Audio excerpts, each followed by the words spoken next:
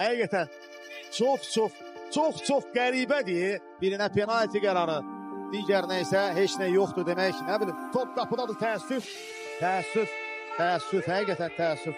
Vaxtımız var, mübarizə aparacağıq. Bu nə ilkdir, nə sonuncudur. Elvin'dən ötürmə, zərbə və gol!